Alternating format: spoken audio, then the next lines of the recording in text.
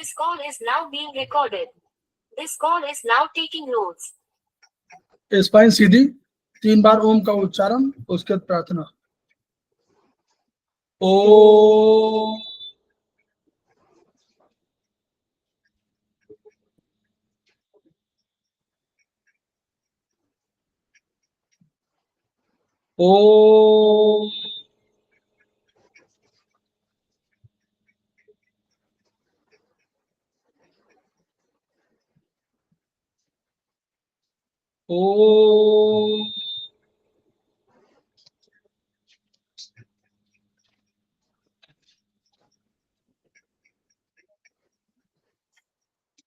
वह शक्ति हमें दो दयानिधे, कर्तव्य मार्ग पर डट जाए, पर सेवा पर उपकार में हम निज जीवन सफल बना जाए।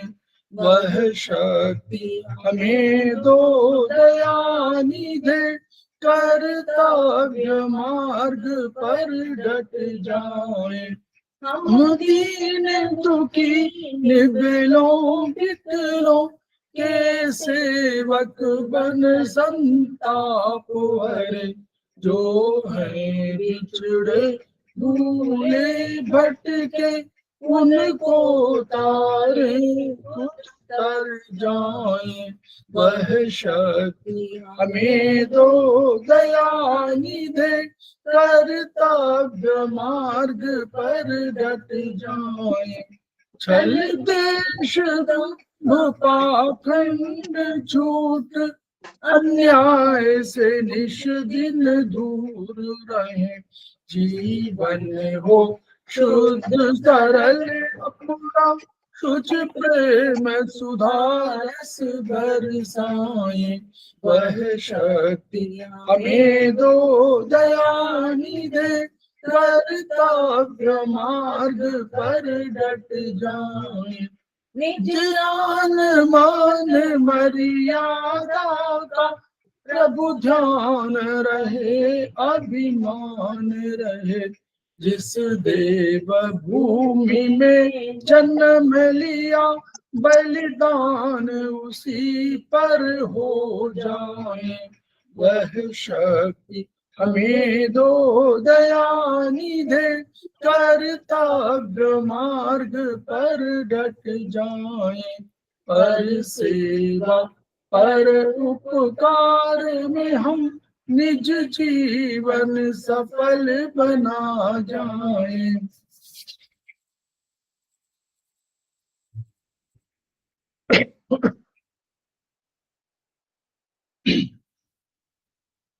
समवायी क्लासेस में आप सभी का स्वागत है।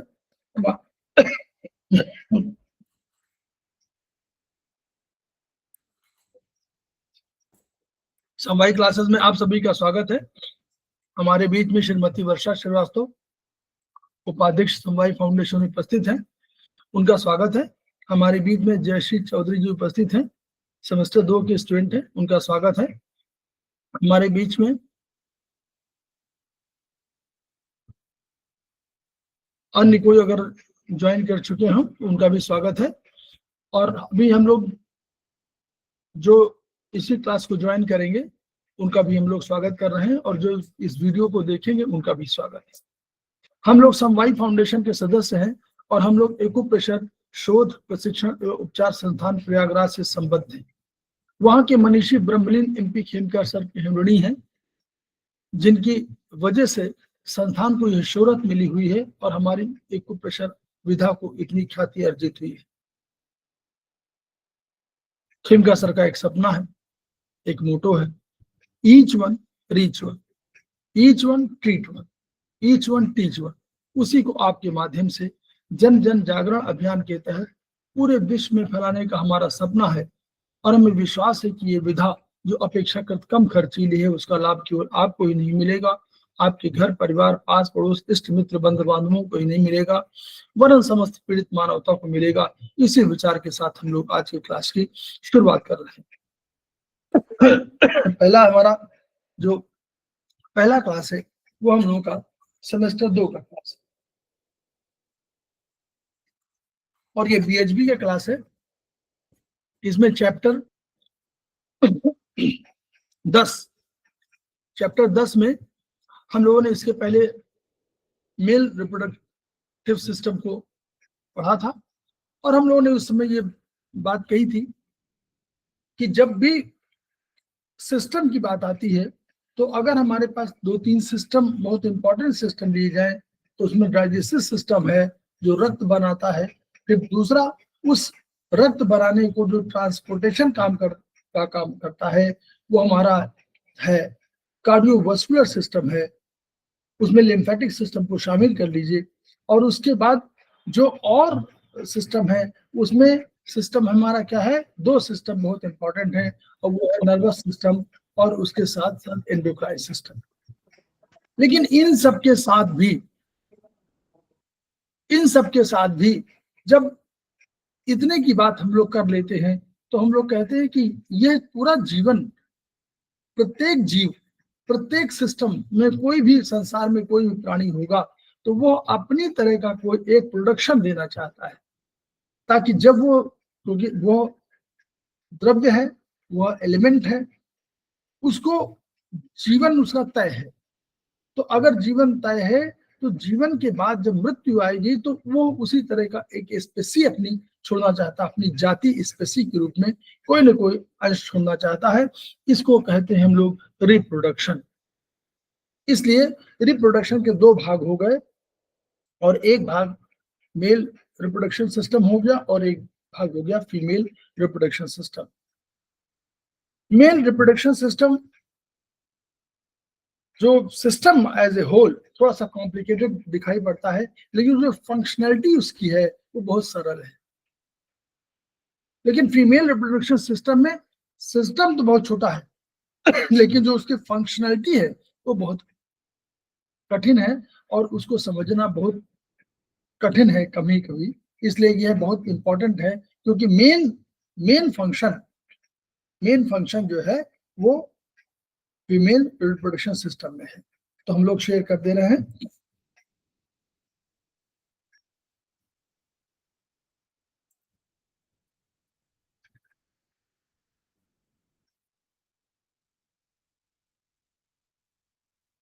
हम लोग थेरेपिस्ट, एज थेरेपिस्ट हम लोगों को जानना चाहिए कि अगर हम मेल हैं तो हमको फीमेल रिप्रोडक्शन सिस्टम भी जानना चाहिए।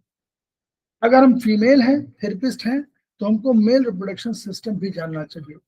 क्योंकि जब कोई पेशेंट आएगा, आपके पास मेल आता है, फीमेल आता है, वो अपनी कॉम्प्लिकेशंस बताता है, अपनी चीजें बताता है, तो आपको सजेशन के रूप में आपको ट्रीटमेंट करना आना चाहिए और आपको सजेशन भी देना चाहिए।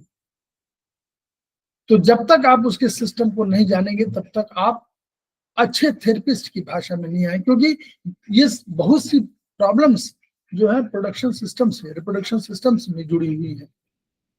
चलिए हम लोग आगे बढ़ते हैं। फीमेल रिप्रोडक्शन सिस्टम, ये कुछ नोट्स हैं, आप किताबें जिसके पास है आप लोग अपनी किताबें खोल लीजिए। किताबों में कम दिया हुआ है, हम लोग पूरा डिटेल में बता देते हैं, ताकि आप जब कभी इस वीडियो को सुनेंगे तो आप इसके नोट्स बना लेंगे, तो मुझे नहीं लगता है कि फिर आपको अधिक जानने की आवश्यकता होगी। सारा डिटेल को किताबों में इस तरह मिलेगा, वो सब कंबाइंड करके आपको मिला। फीमेल रिप्रोडक्शन सिस्टम शुरुआत से। फीमेल में गैमीट, हमेशा मेल और फीमेल गैमीट की बात हम करते हैं। गैमीट जो इसका सेल है, फीमेल में गैमीट के रिप्रोडक्शन को oogenesis कहा जाता है। जैसे वहां पर हम लोगों ने कहा था स्पर्मेटोजेनेसिस कहा था, यहाँ पर oogenesis, ऊ माने ओवम, जेनेसिस माने जेनेसिस माने प्रोडक्शन, oogenesis कहा जाता है इसको। गैमीट हमारा सेल है। फीमेल के में प्राइमरी सेक्स ऑर्गन, हमेशा प्राइमरी सेक्स ऑर्गन कोई होते हैं जो ऑलरेडी एग्जिस्ट करते हैं, तो इनको प्राइमरी सेक्स ऑर्गन कहा जाता है। ये ओवरीज के एक पेयर है, यानी कुल 2 है। ओवरी का पेयर लेफ्ट में, राइट में 2 ओवरीज के हैं, उनके पेयर है कुल 2। प्राइमरी सेक्स ऑर्गन उसको कहते हैं, किसको कहते हैं, जिसमें फीमेल गैमीट यानी ओवम, जिसको हम ओवम बोलते हैं, वो बनता हो। तो जो भी मेल में भी यही है कि जो स्पर्म बनाता है वो प्राइमरी सेक्स ऑर्गन है, तो वहां टेस्टिस बनाते हैं, यहाँ फीमेल गैमीट जहां ओवम बनता है, तो ये हमारा बनता ओवरी में, उसको कहते हैं। और जो इसके साथ एडिशनल क्वालिफिकेशन क्या होनी चाहिए कि हार्मोन की सीक्रेशन भी करे, कोई हार्मोन निकाले, तो वहां भी हार्मोन निकालते हैं, टेस्टोस्टेरोन, यहाँ भी दो आप एस्ट्रोजन और प्रोजेस्टेरोन देखेंगे। इंटरनल सेक्स ऑर्गन लेडी की केस में थोड़ा सा डिफरेंट और भी है। इंटरनल सेक्स ऑर्गन, वहां भी इंटरनल सब है, यहाँ भी इंटरनल सब है। तो इंटरनल सेक्स ऑर्गन में हम ओवरी, जो प्राथमिक सेक्स ऑर्गन है, प्राइमरली सेक्स ऑर्गन के रूप में हमारी ओवरी है। लेकिन उसके साथ साथ और भी अटैचमेंट हमारे उसमें है फीमेल में। ओविडक्ट, ओविडक्ट को हम लोग फेलोपियन ट्यूब कहते हैं नॉर्मल भाषा में, लेकिन इसका नाम ओविडक्ट है। ये 10 से 12 सेंटीमीटर लंबी होती है और यही गैमीट फॉर्मेशन का स्थान है, जहां गैमीट बनता, जब ओवम आता है तो इसी फेलोपियन ट्यूब में फर्टिलाइजेशन होता है। तो यहीं पर गैमीट फॉर्मेशन का स्थान है, और वो जब बन जाएगा तो उसको जाइगोट कहेंगे। जब भी बन जाएगा, कोई भी दोनों फ्यूजन हो जाएगा मेल और फीमेल गैमीट का, तो उसको कहा जाएगा, जो बनेगा वो जाइगोट कहलाएगा। दूसरा सर्विक्स होती है। सर्विक्स बॉटल के निपिल की तरह होती है, नीचे होती है। फिर वेजिना होता है, फिर यूटेरस। यूटेरस माने जहां पर की बच्चा जन्म लेने के बाद, वहां पर वो फर्टिलाइजेशन के बाद वहां पर उसको कंसीविंग होती है, और वहां पर वो 280 डेज प्लस माइनस 7 डेज वहां रहता है। और फिर बार्थुनिल ग्लैंड है, जैसे वहां कूपर ग्लैंड थी, यहाँ बार्थुनिल ग्लैंड है। अभी आपको चित्र दिखा देंगे। एक्सटर्नल सेक्स ऑर्गन्स, तो अब इसमें फीमेल केस में एक्सटर्नल सेक्स ऑर्गन जैसे मेल में होता है वैसे इसमें है। इसमें labia majora, labia minora, clitoris, ये तीनों संयुक्त रूप से वल्वा कहे जाते हैं। लेबिया मेजोरा, लेबिया माइनोरा और क्लाइटोरिस, ये तीनों मिलाकर के इनको वल्वा कहा। फिर एसोसिएटेड सहायक अंग क्या है? एक पेयर ब्रेस्ट, क्योंकि फीडिंग के लिए इसको एसोसिएटेड कहा गया है, ए पेयर ब्रेस्ट होता है। अभी देखिए चित्र है। अब कुल कितनी कैविटी होती है शरीर में, तो हम लोग कैविटीज की बात करते हैं, तो जैसे ऊपर यहाँ पर हेड में क्रेनियल कैविटी कहलाती है, फिर चेस्ट में थोरेसिक कैविटी कहलाती है, फिर और नीचे आएंगे तो एब्डोमिनल कैविटी कहलाती है, और एब्डोमिनल कैविटी के नीचे के भाग पेल्विक कैविटी कहलाती है। तो ये जो फीमेल का है, पेल्विक कैविटी में ही फीमेल रिप्रोडक्शन सिस्टम होता है। अब देखिए ये एक चित्र है, इस चित्र को एक बार देख लीजिए। इसके कुछ चीजें आपको हमेशा वही रहेंगी, जैसे अब दिखाई पड़ रहा होगा आपको, ये ऊपर का जो भाग है, इसी आकृति ऐसे होती है, तो ऊपर का जो भाग है ये कहा जाएगा बॉडी ऑफ यूटेरस। जो आपको सबसे ऊपर दिखाई पड़ रहा है, ये एरिया जो दिखाई पड़ रहा है, ये जो ऊपर वाला एरिया बॉडी ऑफ यूटेरस लिखा भी हुआ, बॉडी ऑफ यूटेरस। और ये जो इधर से लेफ्ट में और राइट में, इधर लेफ्ट में और राइट में फेलोपियन ट्यूब, ओविडक्ट इसको कह सकते हैं, फेलोपियन ट्यूब है, यही 10 से 12 सेंटीमीटर लंबी होती है। ओवरी देखिए आपको ये वाला है, जो सेम के उसी तरह वो बादाम की आकार की है, और ये जो है अटैच होती है, ये केवल किसी से टच नहीं करती है, ये अटैच होती है हमको किसी न किसी लिगामेंट से, तो ओवेरियन लिगामेंट कहलाते हैं, इनसे अटैच होती है। और ये देखिए आप यहाँ पे लिखा हुआ है, यहाँ देखा होगा, इधर देखिए इनफंडिबुलम, जो बहुत लाल लाल दिखाई पड़ रहा है, इनफंडिबुलम है। ये हैंड की आकृति का फनल शेप होता है, फनल शेप होता है। ये ओवरी से लगभग ओवरी से टच होता है, और टच नहीं होता पूरा, लेकिन टच मतलब उसके ऊपर होता है, और अंदर जाकर के एम्पुला, इनफंडिबुलम की बात देखिए, यहाँ देखिए एम्पुला लिखा हुआ है, AMPULLA। जहां कहीं भी एम्पुला की बात आए, आप समझ लीजिएगा कि फूला हुआ भाग है। एम्पुला माने वो थोड़ा सा फूला हुआ भाग है, उसको एम्पुला हमेशा बोलते हैं। जहां कहीं मेडिकल टर्म्स में इस्थमस आए, देखिए आगे इसको लिखा हुआ ISTHUMUS, जहां इस्थमस कहीं लिखा है, आप समझ लीजिए कि वो सकरा पार्ट है। ये एम्पुला स्थान इसलिए बता रहा है कि इसी एम्पुला में आपका जाइगोट बनता है, यानी यही फर्टिलाइजेशन की क्रिया होती है। ओवम यही आकर स्टे करता है, वेट करता है। ये एम्पुला पार्ट है। तो बॉडी ऑफ यूट्रस हम लोग देखिए, फंडस, फंडस ऑफ यूट्रस ऊपर वाला जो है फंडस देख लिया, ये ट्यूब इस्थमस देख लिया, इनफंडिबुलम देख लिया, लिगामेंट हम लोग क्या, ओवरी, 2 ओवरी हम लोगों ने देख लिया। अब नीचे और आइए, अब यूट्रस भी तो होना चाहिए। तो यूट्रस हमारा ये है, यूट्रस जो हमारा बीच का भाग है ये हमारा यूट्रस है। इसमें क्या है, यूट्रस में सबसे बाहरी दीवार, तो जो बाहरी दीवार बाहर की तरफ होगी वो पेरीमेट्रियम कहलाएगी, बाहरी दीवार पेरीमेट्रियम। उसके अंदर जो होगी वो मायोमेट्रियम, ये वाले देखिए मायोमेट्रियम, और उसके अंदर जो होगी वो एंडोमेट्रियम कहलाएगी। एंडोमेट्रियम शेड करती है, मतलब टूटती है, ब्रेक होती है, और इसी यही ब्रेक हो जब होगा तो यही जो है मेंस्ट्रुअल फ्लो कहलाता है। बाहर वाली दीवार जो है, जो बाहर वाली पेरीमेट्रियम है, ये आपकी मसल्स की बनी होती है। कौन सी मसल्स होंगी, जो आपकी इच्छानुसार, स्केलेटल मसल, जो आपकी इच्छानुसार मूवमेंट हो सके। यानी जब कभी किसी बच्चे को जन्म देना हो तो उसको कांटेक्ट करा सके। मायोमेट्रियम जो बीच वाली होती है, इसको आप मूवमेंट नहीं करा सकते। ये स्मूथ मसल्स हैं। स्मूथ मसल्स वो मसल्स हैं जिनको आप अपनी इच्छा अनुसार नहीं चेंज कर सकते, नहीं मूवमेंट करा सकते। लेकिन स्केलेटल मसल को आप अपनी इच्छा अनुसार करा सकते हैं, मूवमेंट करा सकते हैं।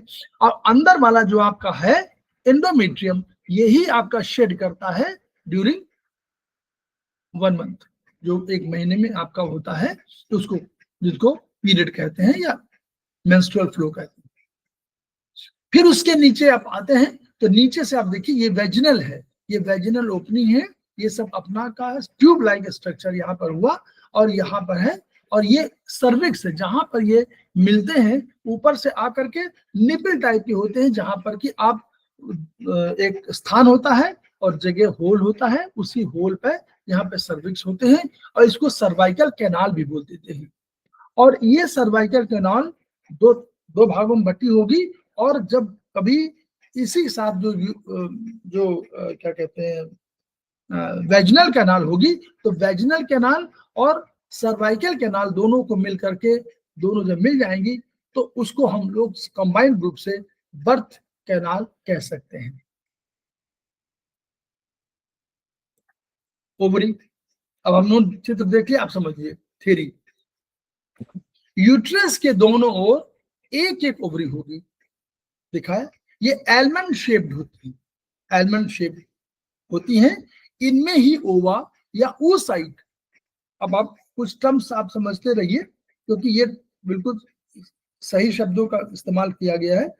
इसको ओवा या oocyte, इसको एग्जैक्टली ओवा नहीं कह सकते, इसको oocyte कह सकते हैं।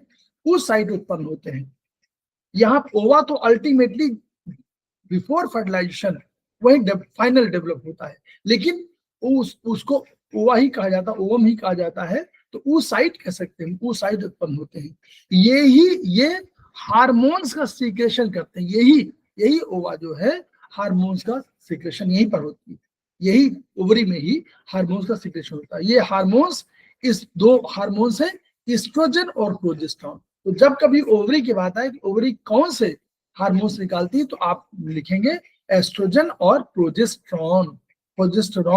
प्रोजेस्टेरॉन TREON है, टेरॉन TERON, प्रोजेस PROGES TERON, ठीक है, टेरॉन कह दीजिए, यहां गलत लिखा होगा। दोनों ओवरी लिगामेंट से अपने स्थान पर स्थिर रहेगी, ये न तो यूट्रस को स्पर्श करेगी और न फेलोपियन ट्यूब को स्पर्श करेगी, और इसका 3 से 5 ग्राम भार की होती है, 3 से 5 ग्राम भार की होती है, और 1 माह में 1 ओवरी ही ओवा निकालती है, 1 माह में 1 ओवरी ही ओवा निकालती है। ओवा या ओवम जिसको कहते हैं वो मोटाइल सेल नहीं है, दे कैनॉट मूव।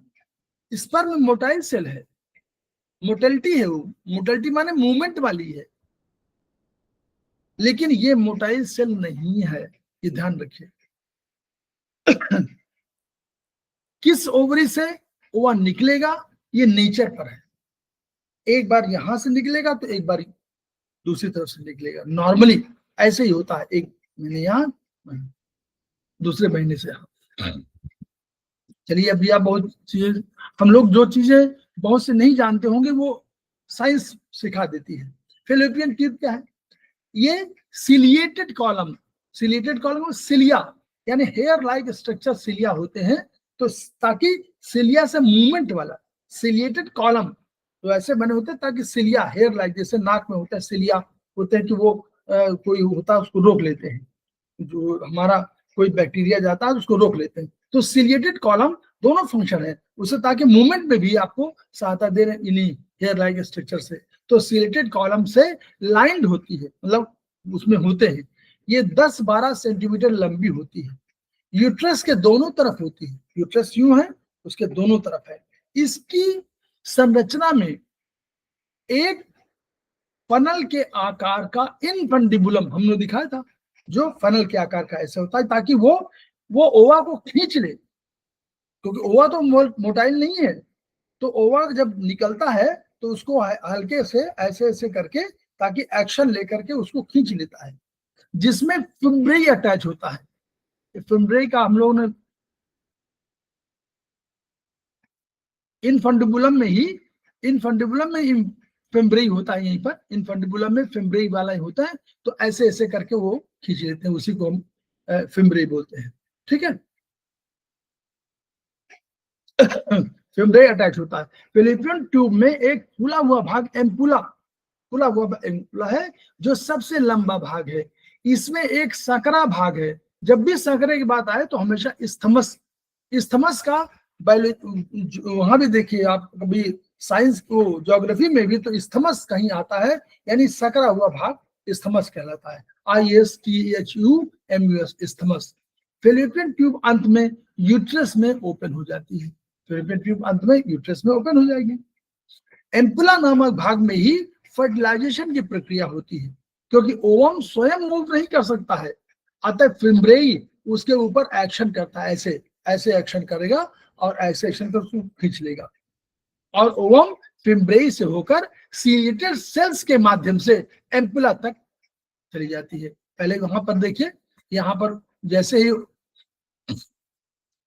जैसे ओवम निकलेगा वैसे ये फिम्ब्रेई खींच लेगी और इनफंडिबुलम के माध्यम से ये आकर के यहां तक स्थापित हो जाएगा, इस जगह रुक जाएगा, एम्पुला में आकर रुक जाएगा, वेट करेगा।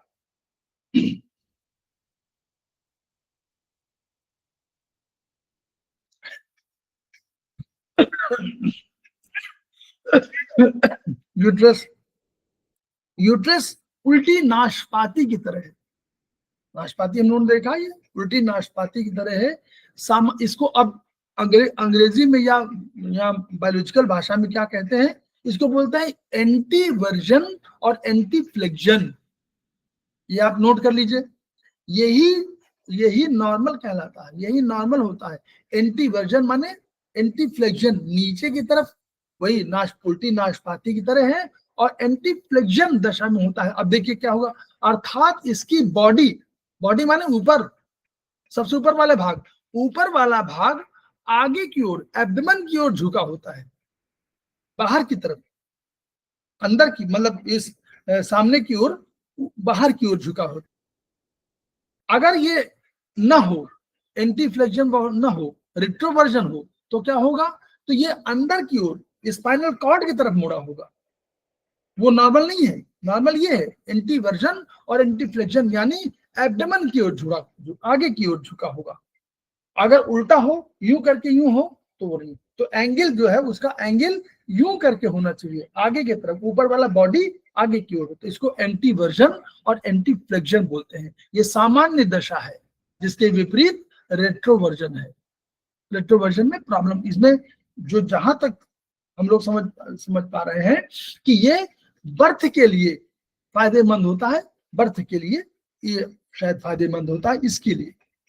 ये सामान्य दशा है जिसमें विपरीत रेट्रोवर्जन है, जिसमें यूट्रस की बॉडी स्पाइन की ओर झुकी होगी, ऊपर वाला। इसे वूम्ब या कोख भी कह सकते हैं। ये यूट्रस को वूम्ब भी कहा जाता है या कोख भी कहा जाता है। इसकी रचना में 3 लेयर का बहुत महत्व है। वही लेयर, बाहरी दीवार थिक वॉल है जो मस्कुलर मसल्स की बनी है। मस्कुलर मसल, तो मस्कुलर मसल्स क्या है? स्केलेटल मसल टाइप की है, ताकि आवश्यकता होने पर वो कैसे जन्म समय उसे कॉन्ट्रैक्ट करा सकते हैं। वॉलंटरी मूवमेंट, वॉलंटरी मूवमेंट जहां होगा वो स्केलेटल मसल कराएंगे, तो ये मस्कुलर है, मसल्स है, ठीक है। बीच की दीवार मायोमेट्रियम कही जाती है, जो स्मूथ मसल होती है, इसे कॉन्ट्रैक्ट नहीं कर सकते, ये आप स्वेच्छा से कुछ कर सकते हैं, ये अपने आप होगा जो होगा। अंदरूनी दीवार, सबसे अंदर की दीवार एंडोमेट्रियम है, जो गर्भ धारण न करने की स्थिति में नष्ट होती रहती है और रक्त निकलता है, इसे ही मेंस्ट्रुएशन कहते हैं। What is cervix? यूट्रस में नीचे की ओर जहां वेजिनल कैनाल मिलती है, नीचे से कैनाल एक आई, कैनाल माने एक ट्यूब टाइप का स्ट्रक्चर, तो कैनाल आई, उसे यूट्रस में जहां नीचे मिलेगी उसे हम लोग सर्विक्स कहते हैं। इसे माउथ ऑफ यूट्रस भी कहते हैं। यूट्रस उल्टा है तो इसको माउथ भी कह सकते हैं। निपल्स टाइप का होता है, जैसे गर्दन है, निपल उस तरह के। यूट्रस, सर्वाइकल कैनाल और वेजिना को मिलाकर संयुक्त रूप से बर्थ कैनाल कहा जाता है। एक्सटर्नल जेनिटेलिया क्या है? जो बाहर से दिखाई देंगे उनको एक्सटर्नल जेनिटेलिया बोलते हैं। ओवरी का संक्षिप्त वर्णन थोड़ा समझ लीजिए। ये नारी प्रजनन तंत्र का अनिवार्य अंग है। ये इसी का संक्षिप्त वर्णन समझ लीजिए। ये थोड़ा सा स्पेसिफिक है, अलग से है, ये आपको जल्दी मिला, कई किताबों में मिल जाएगा लेकिन एक साथ कहीं नहीं मिलेगा। ये नारी प्रजनन तंत्र का अनिवार्य अंग है, जो न केवल प्रजनन में बल्कि हार्मोन संतुलन बनाने में भी मदद करता है। देखिए, यानी हार्मोनल बैलेंस बनाने में भी मदद करता है। इसका कार्य ओवम का निर्माण करना और उसे परिपक्व बनाना है।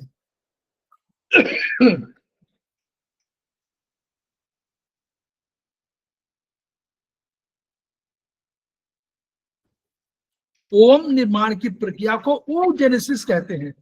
oogenesis, oogenesis कहते हैं।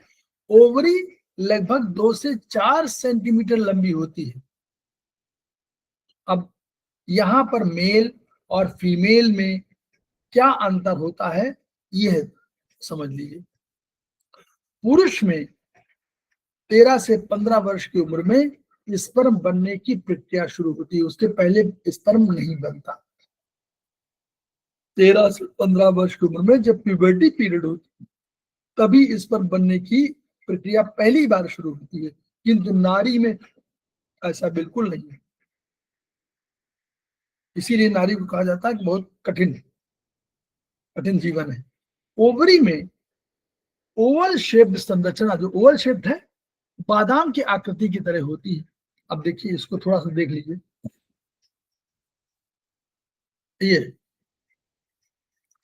ये है, ठीक है। इसको देखिए, इसमें जो है ये छोटे छोटे स्ट्रक्चर जो दिखाई पड़ रहे हैं ना, छोटे छोटे, पहले छोटे छोटे थे, फिर बड़े हो गए, फिर और बड़े हो गए, फिर और बड़े हो गए, फिर और बड़े हो गए। तो ये प्राइमरी प्रिमोर्डियल फॉलिकल्स कहलाते हैं, जो जन्म के साथ डेवलप होते हैं। ये प्रिमोर्डियल फॉलिकल्स हैं। ये फॉलिकल्स पड़े रहते हैं, ये शुरू से ही रहते हैं, मतलब आए रहेंगे ही। फिर वो उससे बड़ा होगा, प्राइमरी फॉलिकल हो जाएगा, उससे और बड़ा होगा, सेकेंडरी हो जाएगा। फिर उसके बाद सेकेंडरी फॉलिकल बन, फिर ग्राफियन फॉलिकल बन जाएगा। फिर वो एंट्रम बाहर का, अंदर वाला बाहर वाला यूं हो जाएगा, उस अंदर oocyte होगा, वो बाहर निकल जाएगा और कहा वो रप्चर हो जाएगा, तो ये बन जाएगा। और रप्चर बनने के बाद जो बचता है उसको हम लोग बोलते थे कॉर्पस ल्यूटियम। जो कैपिटल होने के बाद बचेगा वो कार्पस लुटियम हो जाता है। तो कार्पस लुटियम यही बनता है ओवरी में। क्लियर? अब दोबारा एक फिर बताएंगे, अभी फिर वही पढ़ा।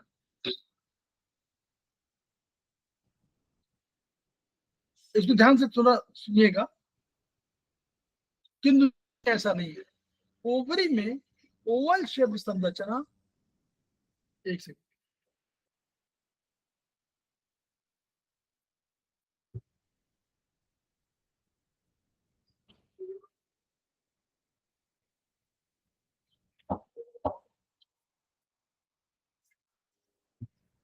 ओवरी में ओवल शेप संरचना बादाम की आकृति की तरह होती है। बाहरी भाग में इपिथेलियम में जर्म सेल होते हैं। ऊपर की तरफ ऊपरी कॉर्टेक्स होगा ना, ऊपर कॉर्टेक्स होगा, बाहर की तरफ हमेशा कॉर्टेक्स। समझ लीजिए कि बाहर कोई भी वो अंग है, कोई भी ऑर्गन है, तो बाहर की तरफ भी ऊपर की तरफ होगा, बाहर की तरफ वो हमेशा कॉर्टेक्स का रहेगा। तो उसके एपिथेलियम में जर्म सेल होते हैं, जिन्हें जर्मिनल इपिथेलियम कहा जाता है। ये जर्म सेल हमेशा होते हैं, पुरुष में भी होंगे, नारी में भी होंगे, क्योंकि बिना जर्म सेल के आगे जर्मिनेशन संभव ही नहीं है। तो वो जर्मिनल इपिथेलियम कहा जाता है। बाहरी भाग को कॉर्टेक्स और आंतरिक भाग को मेडुला कहते हैं। ये हमेशा है, ये हर जगह है, कोई ऐसा नहीं है। जहां बाहरी भाग वो कॉर्टेक्स होगा, अंदर वाला मेडुला होगा। ठीक है। आंतरिक समस्त भाग को अगर अंदर वाले जितने भी एरिया को अगर हम कहें तो उसको हम स्ट्रोमा कह सकते हैं। STROMA, स्ट्रोमा कहते हैं। कॉर्टेक्स वाले भाग में ओवेरियन फॉलिकल्स उपस्थित होते हैं। बाहर वाले भाग में ऊपर की तरफ ओवेरियन फॉलिकल्स उपस्थित होते हैं। अभी दिखाया था ना, ये ओवेरियन फॉलिकल्स बाहर की ओर है। ये ओवेरियन फॉलिकल्स बाहर की ओर है, ये देखिए बाहर की ओर है, ये बाहर की ओर है, वो बाहर की ओर, इसको कॉर्टेक्स बोलते हैं। तो ये बाहर की ओर है। ठीक है। कॉर्टेक्स वाले भाग में ओवेरियन फॉलिकल्स उपस्थित होते हैं। मेडुला में ब्लड वेसल्स होती हैं, बीच वाले भाग में ब्लड वेसल्स। और ये कॉर्टेक्स में जो स्थित सुंदर स्ट्रक्चर जो दिखाई दे रहे हैं, इन्हीं को हम लोग कहते हैं ओवेरियन फॉलिकल्स। इन्हीं से ओवम डेवलप होना है। यही ओवेरियन फॉलिकल्स बने रहते हैं। अब कैसे, यही बताना है कैसे बने रहते हैं।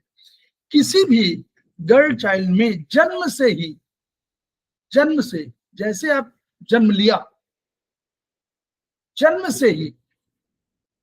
से माना जैसे बर्थ हुआ, कंसीविंग के समय ही बात कर रहे हैं, फर्टिलाइजेशन हुआ नहीं और ये तय नहीं हुआ कि गर्ल चाइल्ड बनी, वैसे ही जन्म, इसीलिए जन्म कहा जा रहा है। जन्म नहीं, बर्थ नहीं, जन्म के प्रीनेटल कंडीशन की बात कर रहे हैं। अभी माँ के गर्भ में है तो उस समय की बात हो रही है। जन्म से ही जो उगोनियम यानी जब स्टेम सेल्स होते हैं, यही स्टेम सेल कराते हैं ना, उनसे तुरंत ही ओवम बनने की प्रक्रिया शुरू हो जाती है। उनसे तुरंत ही ओवम वही बनने की प्रक्रिया शुरू हो गई। ऐसा नहीं कि वेट कर रहे हैं, कि पुरुष में तो वेट करना है 13 से 15 साल, यहाँ वेट नहीं करना, वो बनना शुरू। जैसे ही आपका कंसीविंग हुई वैसे ही बनना शुरू। सामान्य भाषा में कहें तो प्राइमरी oocyte बनना शुरू हो गया। प्राइमरी oocyte बनना वहीं से शुरू हुआ। फिर क्या होता है, किंतु प्राथमिक प्रक्रिया के 4 फेज हैं, 4 फेजेस कहलाते हैं।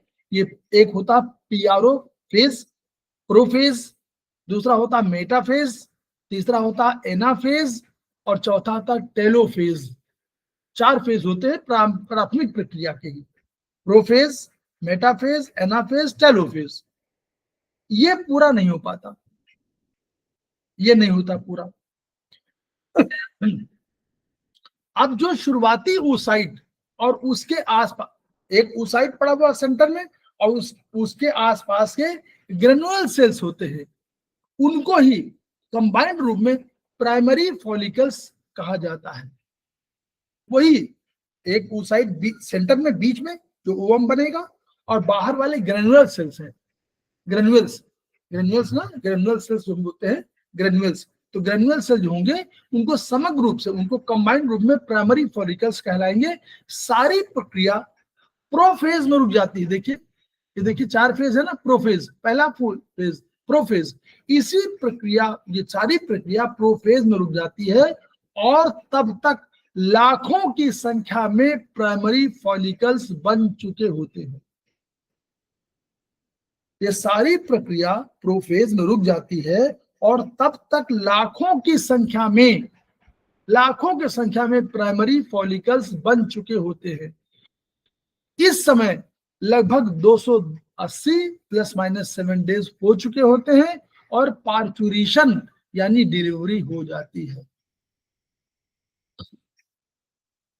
यहां समझना यही है कि प्राइमरी फॉलिकल्स शुरुआत में ही, आपके जन्म के समय ही, जन्म के पूर्व ही, जब मां के गर्भ में है, तभी लाखों की संख्या में प्राइमरी फॉलिकल्स बन चुके होते हैं। और जैसे बन चुका हुआ, अभी अब पूरा डेवलप नहीं हुआ, और वैसे ही आपका बर्थ हो गया है, संसार में आगमन हो गया। 13 वर्ष अब जब आगमन हो गया, तो अब ये जो प्राइमरी फॉलिकल्स बने हुए हैं, ये नष्ट होना, डिजेनरेशन शुरू हो गया। जैसे बर्थ हो गया, वैसे ही प्राइमरी फॉलिकल्स का डिजेनरेशन शुरू हो जाता है।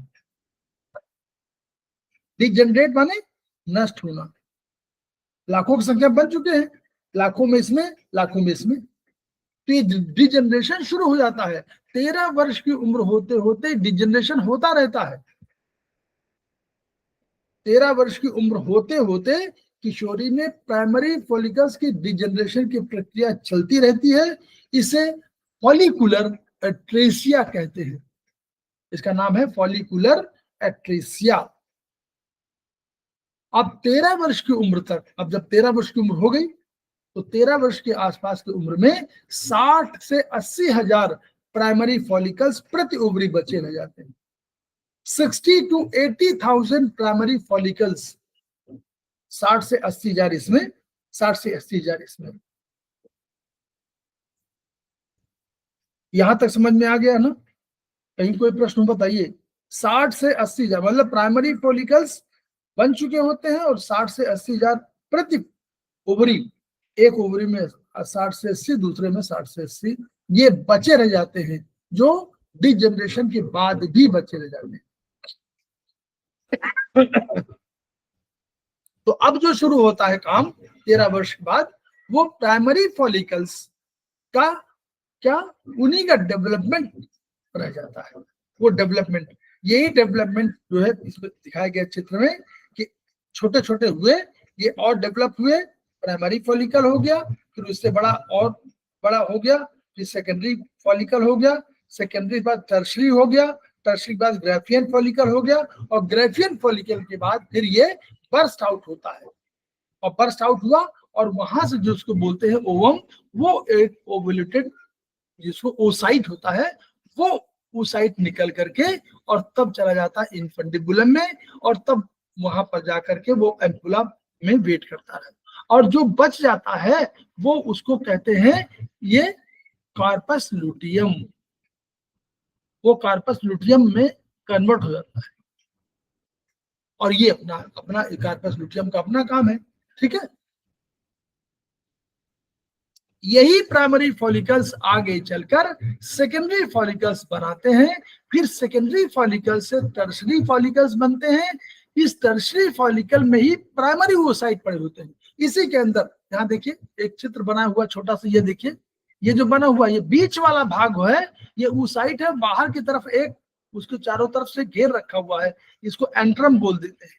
तो ये है, इसको निकलना है, ये यहां से निकलेगा और यहां निकल जाएगा, और ये चला जाएगा आपका फैलोपियन ट्यूब में।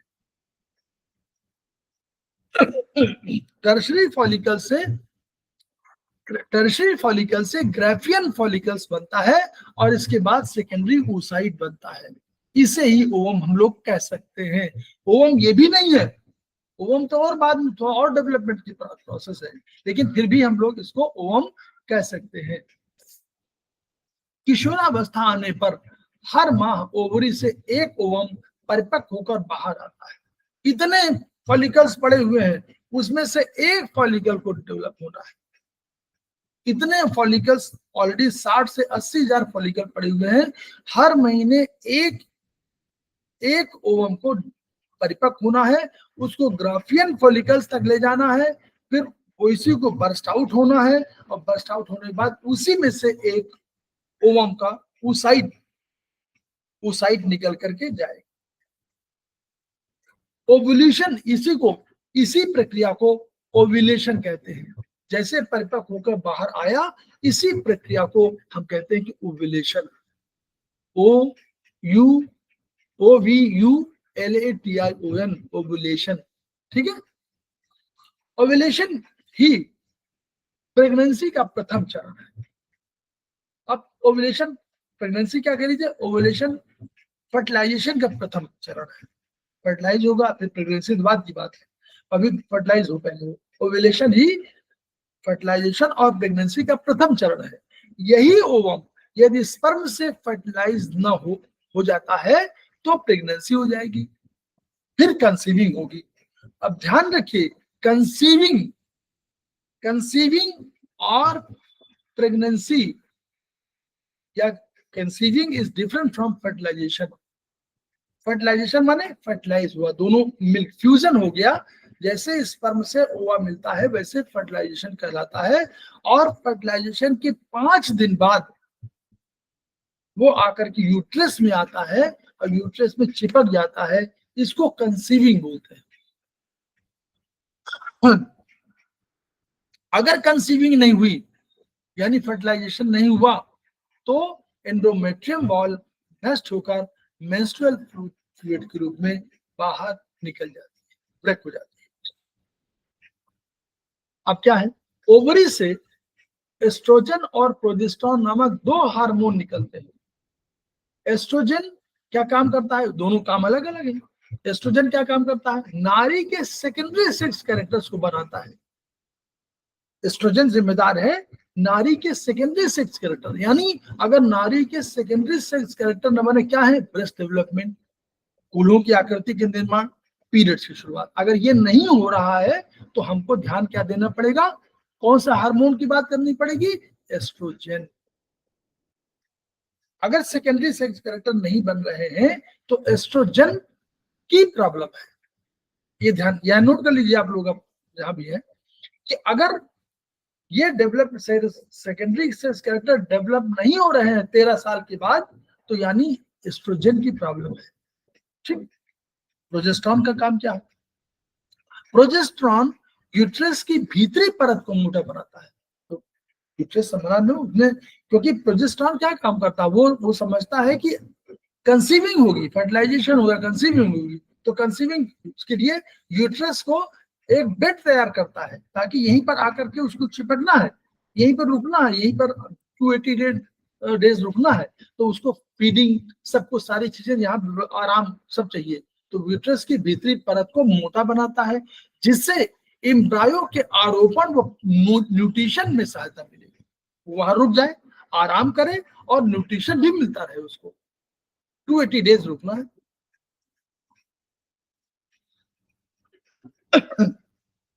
ओवरी की कार्य प्रणाली का तालमेल ब्रेन के पिट्यूटरी ग्लैंड से सीक्रेटेड FSH, अब जैसे मेल में था वैसे फीमेल। ओवरी की कार्य प्रणाली के तालमेल कहां से होगा, पहले ब्रेन के पिट्यूटरी ग्लैंड में, हम लोग मानते हैं ना, पिट्यूटरी ग्लैंड से एक हार्मोन सीक्रेट होता है FSH, फॉलिकल स्टिमुलेटिंग हार्मोन। वो क्या होता है, पहले, सबसे पहले हमारे हाइपोथैलेमस इसको तैयार करता है कि वो गोनाडोट्रोपिन हार्मोन निकालता है कि भाई अब डेवलपमेंट होना है तो गोनाडोट्रोपिन, फिर वो जाता है पिट्यूटरी को निर्देश देता है, तो पिट्यूटरी FSH और LH निकालती है। LH मान luteinizing hormone, FSH follicle stimulating hormone. Follicle बैठे हुए हैं, उनको स्टिमुलेट करना है, उनको बढ़ाना है, उनको ग्रो करना है। और LH ल्यूटिनाइजिंग हार्मोन है, LH का भी रोल है, तो दोनों का रोल है। इससे आगे ये हार्मोन ओवम के डेवलपमेंट, विकास और ओव्यूलेशन को कंट्रोल करते हैं। ओवम का अब उसको विकसित होना है, तभी अंत में ब्रस्ट आउट होगा। मेनोपॉज के बाद ओवरी की सक्रियता धीरे धीरे समाप्त हो जाती है। जैसे मेनोपॉज हुआ वैसे ओवरी की सक्रियता धीरे धीरे समाप्त हो जाती है। फिर एस्ट्रोजन प्रोजेस्टेरॉन का स्तर गिरने लगता है। फलस्वरूप फिर क्या होगा, अनेक शारीरिक और मानसिक परिवर्तन होने लगते हैं।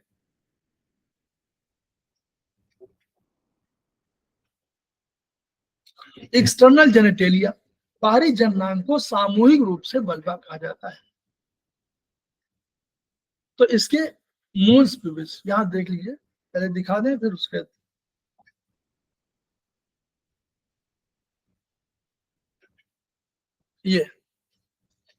ये ऊपर वाला जो एरिया है, एंटीरियर माने ऊपर वाला एरिया, पोस्टीरियर माने नीचे वाला एरिया। तो एंटीरियर को हमेशा समझिए कि ये हमेशा साइंस की भाषा है। एंटीरियर माने आगे का भाग और ये पोस्टीरियर माने पीछे का भाग। तो ये एनएस की तरफ का भाग जो है पोस्टीरियर और ये आगे। तो ये मोन्स प्यूबिस मान होता है, यहाँ पर गद्दी थैलीनुमा आपका टिश्यू होता है, टिश्यूज है, थैलीनुमा टिश्यूज है और मोन्स प्यूबिस उसमें हेयर है। ठीक है, उसके बाद ये जो मेन एरिया है ये वाला दिखाया गया है, इसमें ये वाला है। तो इसमें ऊपर की तरफ ये बाहर देखिए, लेबिया मेजोरा बाहर की तरफ होती है। लेबिया मेजोरा में तो हेयर होते हैं, यहाँ पर हेयर होंगे, लेकिन लेबिया माइनोरा जो अंदर की लेयर है उसमें वहां हेयर नहीं। नीचे की तरफ वेजिनल ओपनिंग दिखाई गई है और ऊपर की तरफ क्लाइटोरिस दिखाई गई है। उसी तरह जैसे पेनिस होता है, पेनिस लाइक स्ट्रक्चर, छोटा सा स्ट्रक्चर क्लाइटोरिस होता है, जो स्टिमुलेशन के समय जो है सक्रिय हो जाता है, सेक्स के दौरान वो हार्डन हो जाता है। यूरेथा माने जो यूरिन निकलने का जो वो है ऊपर की तरफ होता है। तो ये दो स्ट्रक्चर मेन होते हैं। तो लेबिया माइनोरा ये हो गया, लेबिया मेजोरा होगा और क्लाइटोरिस हो गया, वेजिनल ओपनिंग हो गई। पेरिनियम ये वाला एनस और वेजिनल ओपनिंग के बीच का जो एरिया है वो पेरिनियम कहलाता है। देखिए पेरिनियम ये एरिया है, ये एनएस दिखाया गया है, ये एनएस है और ये वाला एरिया जो वेजिनल ओपनिंग के बीच में और एनएस के बीच में है, इसको पेरिनियम बोलते हैं। तो इसी स्थान के आसपास हम लोगों का CB1 GB1 का कंसेप्ट है। CB1 GB1 का कंसेप्ट यहीं पर है, पेरिनियम एरिया में ही। ठीक है, ये उसके पर एक हाइमेन, एक जो है एक मेम्ब्रेन है जो हाइमेन इससे ये कवर होता है, ये वाला एरिया जो है उससे कवर होता है।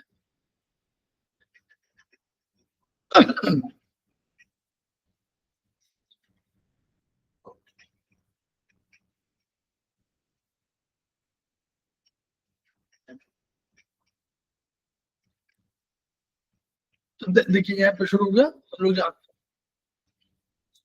मोन्स प्यूबिस, ये प्यूबिक बोन के ऊपर, प्यूबिक बोन जो ऊपर वाली प्यूबिक बोन के ऊपर स्थित फैटी टिश्यू युक्त संरचना है। फैटी टिश्यू मतलब गद्देदार। किशोरावस्था प्यूबर्टी आने पर यहाँ पर घने बाल उगाते हैं। ये सेक्सुअल इंटरकोर्स के दौरान सुरक्षा और कुशनिंग इफेक्ट काम करती है, कुशनिंग इफेक्ट का काम करती है, सुरक्षा और कुशनिंग इफेक्ट दोनों काम। लेबिया मेजोरा, लेबिया का अर्थ लिप्स भी होता है। ये दो मोटी त्वचा की तह होती हैं, ये वल्वा को ढकती है। वल्वा टोटल है उसका है तो उसको ढके रहती हैं, सुरक्षा भी देती हैं। इनमें स्वेट ग्लैंड्स और ऑयल ग्लैंड होती है, पसीने वाली और ऑयल ग्लैंड दोनों होती है। इनका कार्य आंतरिक जेनेटेलिया को इन्फेक्शन से बचाने का काम भी इनका है और सुरक्षा प्रदान करना है। इनमें हेयर होते हैं, लेबिया मेजोरा में हेयर होते हैं।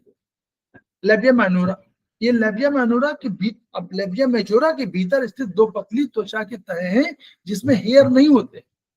ये निम्नलिखित को घेर कर सुरक्षा देती है। किसको घेरती है? क्लाइटोरिस को घेरती है, वेजिनल ओपनिंग को घेरती है और यूरेथ्रल ओपनिंग को घेरती है। यौन उत्तेजना के समय इनमें रक्त का संचार बढ़ जाता है जिससे ये अति संवेदनशील हो जाता है। क्लाइटोरिस क्या है? ये बहुत ही संवेदनशील सेंसिटिव अंग है। ये ऊपर की ओर एंटीरियर एंड की तरफ होता है। ये यौन उत्तेजना और चरम सुख के लिए महत्वपूर्ण है। ये इरेक्टाइल टिश्यू है, वही जैसे बना हुआ है पेनिस, और उसी समान टिश्यू से बना है जैसे पेनिस बना है, जैसे पेनिस बनता है। तो ये भी इरेक्टाइल टिश्यू, मतलब इरेक्टाइल माने इरेक्ट हो सकता है, वैसे जैसे पेनिस इरेक्ट हो सकता है। तो ये आकार में छोटा है और ग्लैंस पेनिस की तरह इसमें भी ग्लैंस क्लाइटोरिस होता है। जैसे उसमें ग्लैंस पेनिस होता है वो बाहर की स्किन जो है अटैच नहीं होती, वैसे इसमें भी ग्लैंस क्लाइटोरिस होता है जो जो बाहर दिखता है। इसमें अनेक नर्व होती है, बहुत अधिक नर्व यहाँ जाती है, इसीलिए सेंसिटिविटी है। और उत्तेजना के समय रक्त से ये भर जाता है, जैसे पेनिस भरता है, पेनिस भी भरता है रक्त से। तो ग्लैंस क्लाइटोरिस छोटे से बटन के आकार का दिख सकता है, जो ग्लैंस क्लाइटोरिस होता है वो छोटे से उसका दिख सकता है। इसका मुख्य कार्य क्या है? यौन सुख प्रदान करना है। गर्भधारण की प्रक्रिया में इसकी प्रत्यक्ष भूमिका नहीं है। ये लेबिया माइनोरा से ढका होता है, इसको उन्होंने दिखाया अभी भी। हाइमेन क्या है? ये पोस्टीरियर एंड में स्थित, पीछे की तरफ पोस्टीरियर एंड में स्थित वेजिनल ओपनिंग के द्वार पर स्थित पतली झिल्ली है जो स्ट्रॉन्ग टिश्यू के बने। ये स्ट्रॉन्ग टिश्यू है, जल्दी ब्रेक नहीं होती, लेकिन फिर भी एंटीरियर एंड में यूरिन पैसेज का मार्ग होता है। कभी कभी ये जन्म से ही अनुपस्थित होती है, हाइमेन कभी कभी जन्म से अनुपस्थित होती है। ये शारीरिक व्यायाम, साइकिलिंग, चिकित्सा कारणों और सेक्सुअल इंटरकोर्स के दौरान हट सकती है। ये कौमार्य का प्रतीक नहीं है, यद्यपि कुछ समाज में इसे माना जाता है। ये कौमार्य का प्रतीक बिल्कुल नहीं है, ये अब तो नहीं, बिल्कुल नहीं।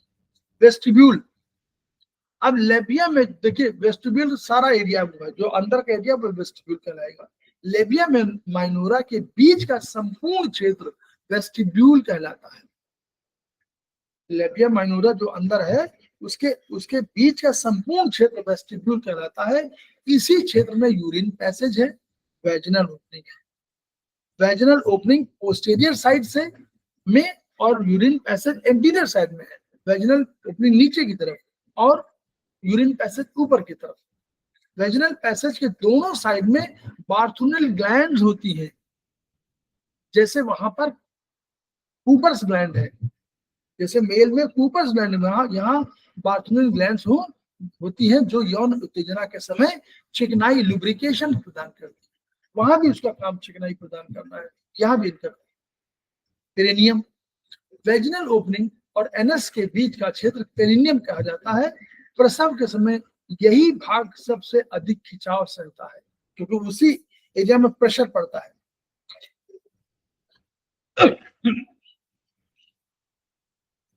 मेमोरी ग्लैंड्स, इनका कार्य शिशु के पोषण हेतु मिल्क का निर्माण व सीक्रेशन है। ये रिप्रोडक्टिव सिस्टम का अंग है। इनका नियंत्रण हार्मोन रेगुलेशन से होता है, मेमोरी ग्लैंड से। ये देखिए, ये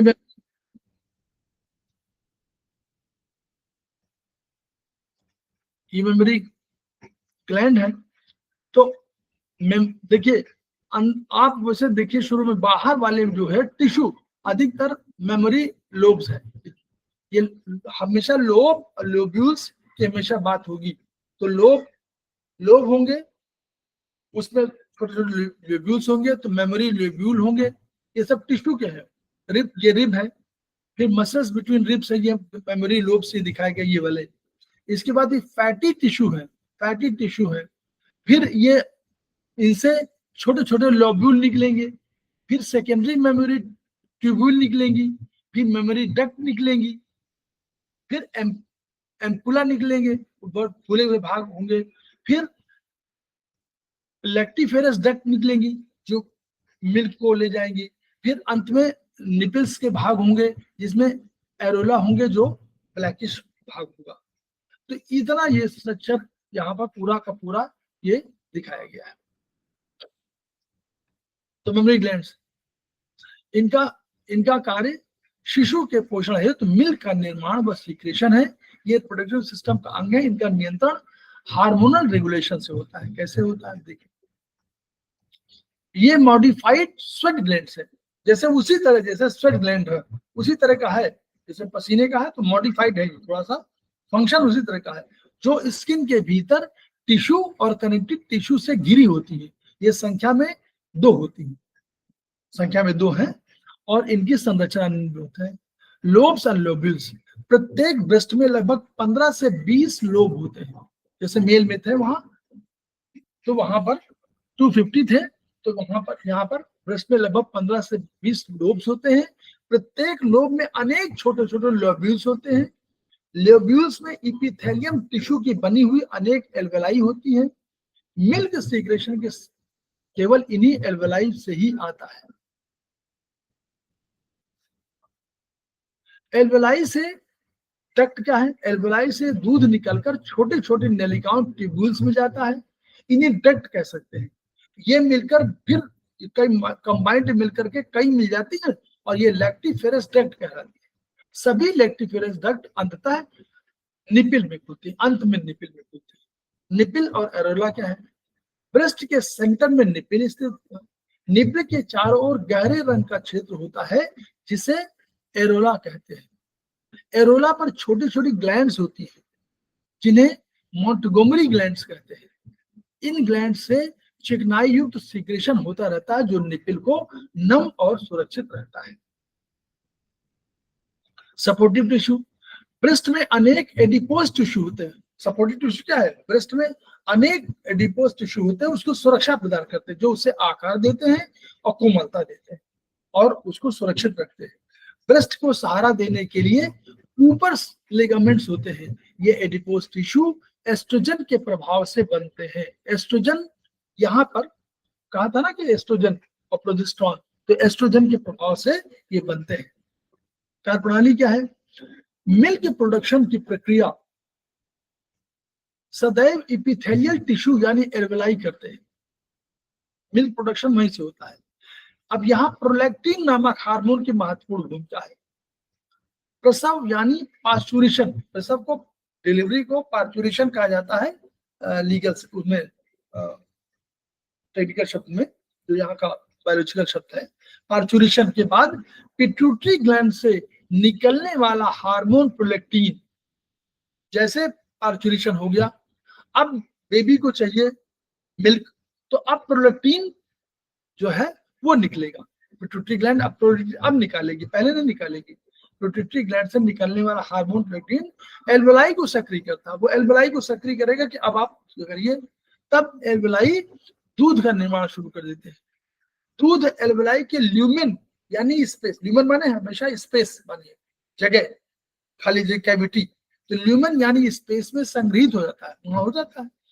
एल्वेलाई से अनेक पतली झिल्ली पर अनेक मेमोरी ट्यूब्यूल्स निकलती हैं। यही आगे चल के कई मिलकर मेमोरी डक्ट का निर्माण करती है और फिर अनेक मेमोरी डक्ट मिलकर मेमोरी एम्पुला बनाती है और एम्पुला से आगे चल के लैक्टिफेरस डक्ट के माध्यम से मिल्क निकल तक जाता है।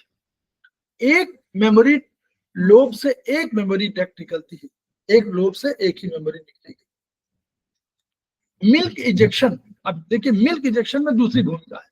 मिल्क इजेक्शन यानी दूध निकलने की प्रक्रिया में ऑक्सीटोसिन हार्मोन की भूमिका। वहां प्रोलैक्टिन तो मिल्क बना रहा है, लेकिन मिल्क अपने आप स्टोर हो गया, स्टोरेज के बाद निकलने की प्रक्रिया नहीं है, ऑक्सीटोसिन हार्मोन की भूमिका है। इसमें स्टिमुलेटर की भूमिका में शिशु होता है। जैसे वो निपिल को चूसता है या चूसती है तो रिसेप्टर के माध्यम से हाइपोथैलेमस को मैसेज जाता है, जिसके कारण पोस्टीरियर पिट्यूटरी से ऑक्सीटोसिन नामक हार्मोन निकलता है। ये एल्वेलाई और लैक्टिफेरस डक्ट को की मसल्स को कॉन्ट्रैक्ट कराता है, जिससे मिल्क बाहर निकलकर निपिल तक पहुंचता है और इसे लेट डाउन रिफ्लेक्स कहते हैं। तो यानी दो है, यानी अब कभी प्रॉब्लम आए तो हमेशा दो चीज देखना है कि पहले तो मिल्क प्रोडक्शन हो रहा है, तो उसके लिए कौन जिम्मेदार है? उसके लिए जिम्मेदार है प्रोलैक्टिन और नंबर 2 ऑक्सीटोसिन। दो हार्मोन जिम्मेदार हैं। अगर फीडिंग नहीं हो पा रही है तो इन दोनों की भूमिका है, या तो प्रोडक्शन नहीं हुआ और या प्रोडक्शन हुआ लेकिन लेट डाउन बाहर नहीं हो रहा है। ये हम लोगों का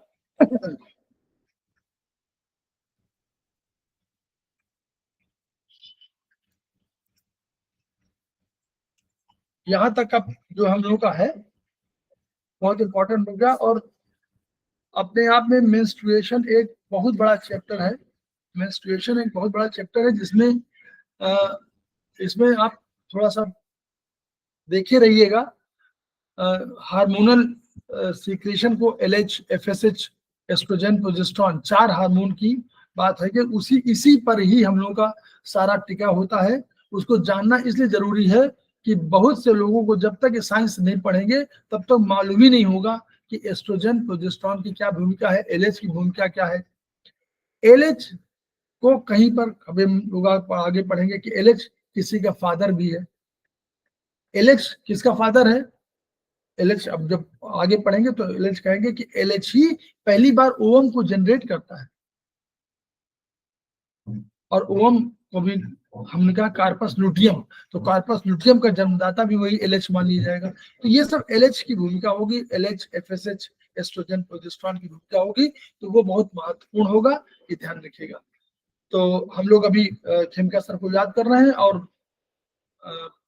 उनके सारे कथनों को, उनके सिद्धांतों को और उनके इस उद्देश्य को कि हम इस अपनी थेरेपी को इतना स्ट्रांग बना दें सो दैट कि हम लोग पीड़ित मानवता की रक्षा कर सके, सेवा कर सके, और कालांतर में अपने के माध्यम से भी अपना ज्ञान बढ़ेगा, दूसरे ज्ञान बढ़ेगा, और अपने की सेवा कर पाएंगे तो समाज की सेवा कर पाएंगे। और इसीलिए बहुत महत्वपूर्ण है कि ये 3 वाक्य कौन से, each one reach one, each one treat one, each one teach one. इन्हीं शब्दों के साथ हम लोग 2 मिनट का ब्रेक लेते हैं, फिर अभी आते हैं। रेखा पाडवाल जी ने आज ज्वाइन कर लिया है, उनका स्वागत।